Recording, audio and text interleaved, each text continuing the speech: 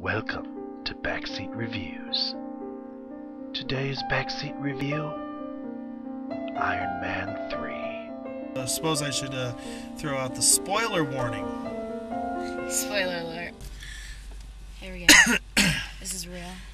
This is as real as it gets right here. Okay. Eric and Kristen sitting in my back seat. Whoa, my window's like 3D. Is it 3D for you too? Kinda. You see lines? Yeah. I am weirded out by that. Some of my windows are 3D over. Just look around the car. They are 3D because we're wearing Iron Man 3D glasses. Ta-da! Today we went and saw Iron Man 3. And I just want to start out by saying that I went into this movie really apprehensive because a lot of times when you have a series that's done by the same director and then you know, third movie, fourth movie, what have you, you come in and you change directors, it turns out disastrous. X-Men 3 being the best example of that. Well, here's another movie where the third movie is done by a different director. So I was very apprehensive going into this one.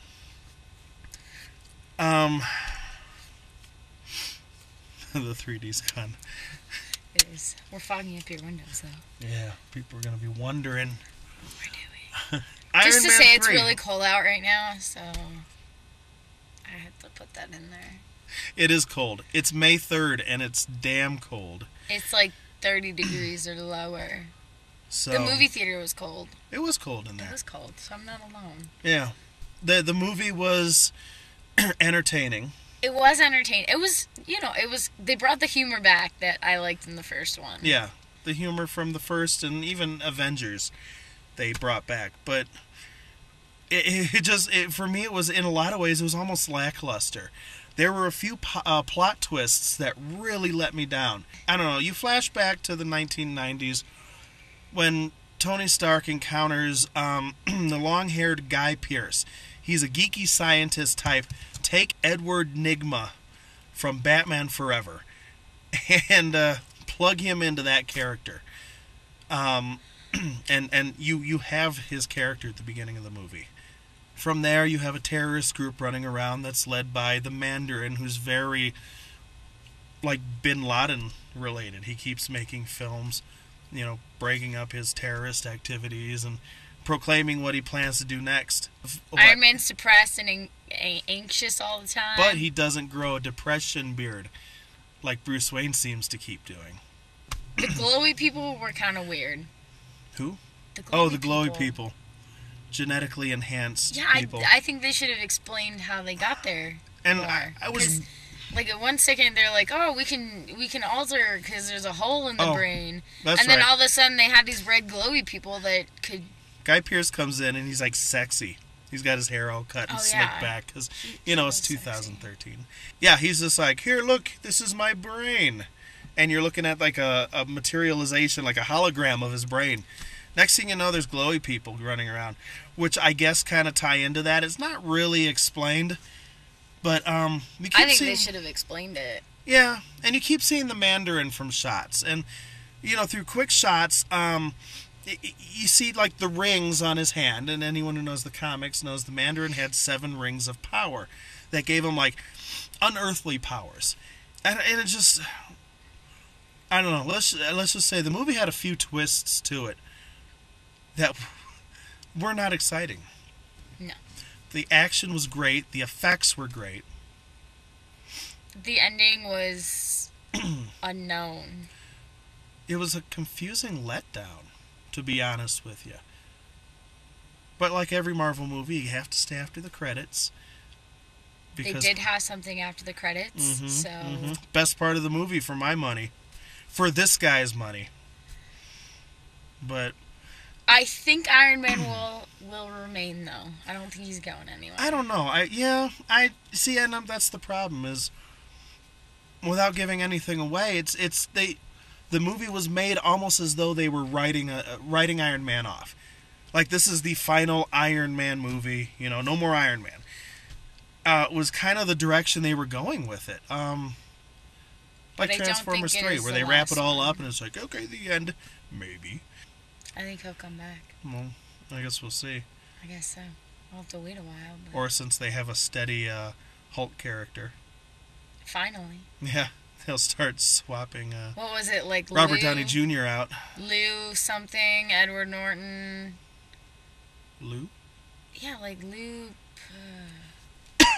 Oh, no, Eric Bana.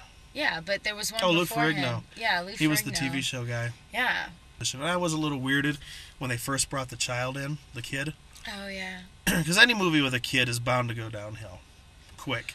But I think they kept it classy. You know, Tony Stark was... Hilarious. He kept it going, yeah. And the kid didn't detract from the movie. It wasn't... I wonder what let's they're just going say to it do with wasn't the the kid, Mummy though, 2. because they kind of...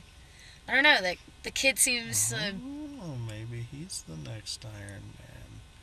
But, yeah, because you see they're him, like, at the end, killing and off he's main got characters this... left and right. He's got this big, cool lad now. With a potato gun. Right. Or Tony Stark's going to move in there. You know. That'd be weird. Him and the kid will, like, hook up. Not like hook up, but, He'll become a they'll do science father together. figure. So, get a quick rating in here. As I say, the movie itself was very entertaining. There were some scenes, even the scenes that I had problems with, were at least done in a humorous manner. And, you can change elements from the comic to the movie, and it doesn't bug me as much as it does some people. I'll still see it more than one time. Yeah, and I will end up buying it because... It's Marvel. It's Marvel. Yeah. All in all, though, because of the high entertainment value, because Tony Stark was still Tony Stark, but because it had a few notches against it, I'd give the movie a 7 out of 10. And I would give it an 8 out of 10. And see, my problem was, I was all, like, into the Mandarin. I didn't know much about him. So, I Googled him, and I, read his story on Marvel Wiki, whatever, the Marvel site. And I got all into the backstory. So, it's like, I don't know. You're bound to be let down when you delve too deep, though. Yeah, my biggest problem was they didn't explain the glowy people. No, but they made awesome bombs. They did, but, how did they get there? You see one point talking about... Remember at the beginning of the movie... The plant.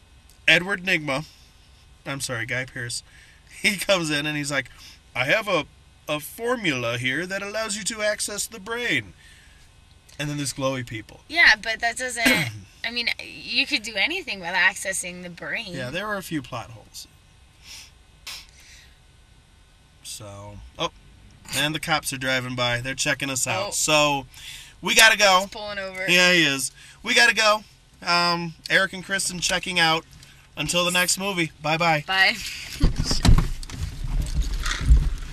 okay? Yeah, I'm sorry. We did kind of an after the movie kind of review thing. Backseat. Yeah, Backseat reviews. It's kind of a Busted by the cops! I think that's the first time you and I have been busted in the backseat. Busted in the backseat.